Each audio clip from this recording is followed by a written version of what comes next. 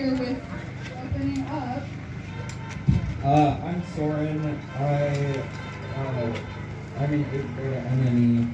And on Friday, February 19th, Mr. Peruco highlighted Marsha P. Johnson in his Peruco's Person of the Day segment on the MME morning show. This morning show was seen by a parent who then sent it to a local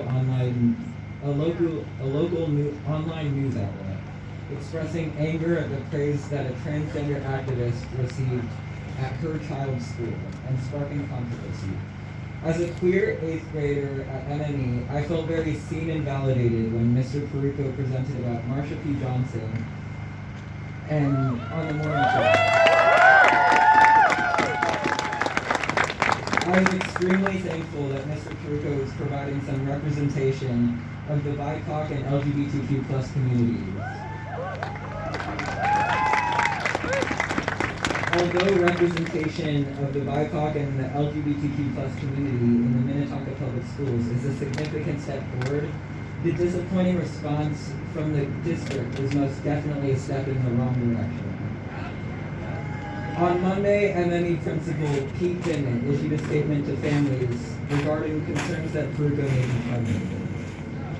He insinuates that there was something wrong with Mr. Peruco's decision to highlight Marsha P. Johnson and concludes by stating that going forward, I commit to you and the staff involved in the show that I will take an active role in leading the content oversight.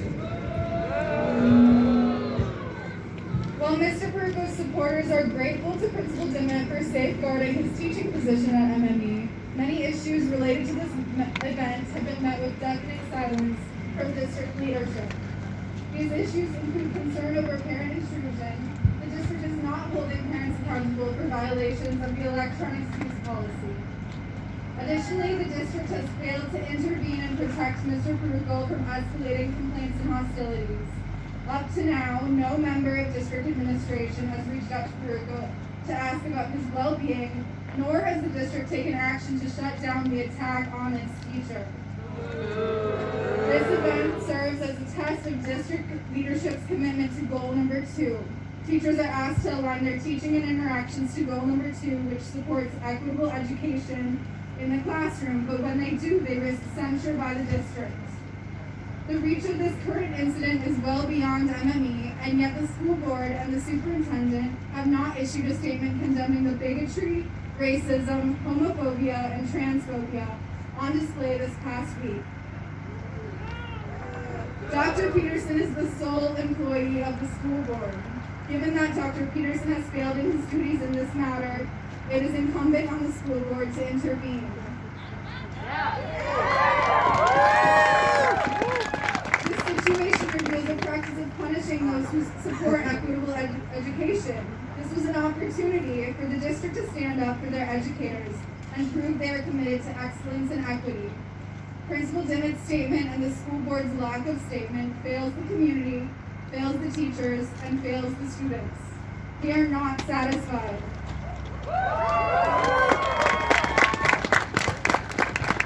Our demands aim to support Peruco and other teachers and resolve issues that have come to light through this situation.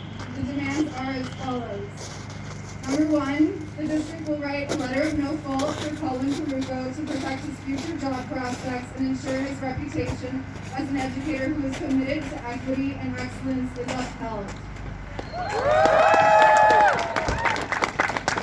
The district will update the electronic usage policy to protect teachers and students from being recorded without consent when classes are being live streamed. Teachers must be afforded input to the policy revisions.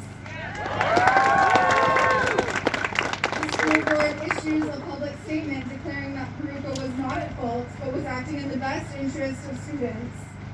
The board supports teachers who are committed to equity-centered learning. The board condemns bigotry and discrimination in all its forms. And the board apologizes for being complicit in the slandering of Peruco's reputation and endangering his well-being.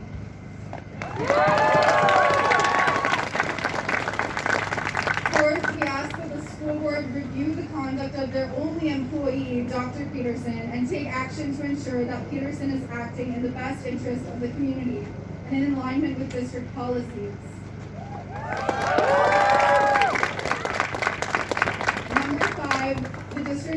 beyond performative action and follows through with goal number 2.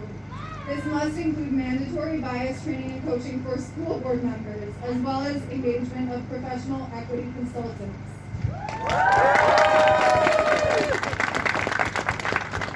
All right, and then before I introduce our first speaker, I'm just going to do our land and labor acknowledgement. So while we're gathered here today to show support for Mr. Peruco, I'd like to first acknowledge the Dakota people whose land we are on today.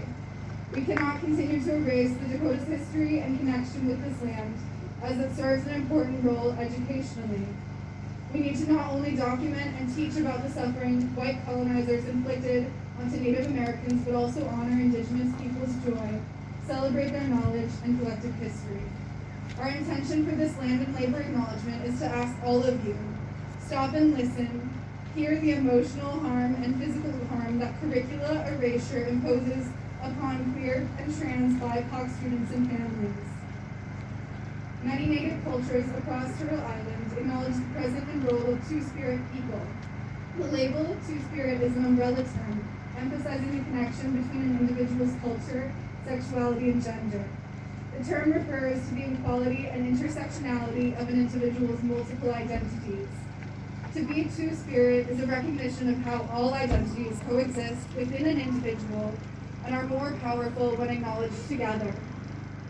Colonization in education, and especially in Native residential boarding schools, stripped the individual Two-Spirit identities from Native cultures. By forcibly separating children from families, colonizers compartmentalized Native identities to resemble their own identities of traditional genders, sexualities, and acceptable culture and language. The legacy of Native boarding schools exists today in our own schools and in our societies, where it is clear that education about sexuality and identity is limited to heteronormative, Eurocentric standards. Now we must acknowledge the history of slavery and the black enslaved labor that built Minnesota institutions. We want to recognize this historical trauma and its contemporary manifestations in the criminal justice system, education, and in civil rights activism. Civil rights activists like Marsha P. Johnson often voluntarily devote their lives to securing liberation for those who share their identities and those who do not. The district's decision to stigmatize Marsha P. Johnson for engaging in survival sex work detracts from the intersectionality of identities that Marsha P. Johnson represented as a bold and brilliant black trans woman. It also erases the history of violence, workplace exclusion, and housing discrimination against qtbipoc individuals. But most importantly, it silences black trans joy. This rally can be a moment of joy because we are here in community standing for what is right. We will no longer be complicit in the continued erasure of queer and trans BIPOC identities through school curriculum.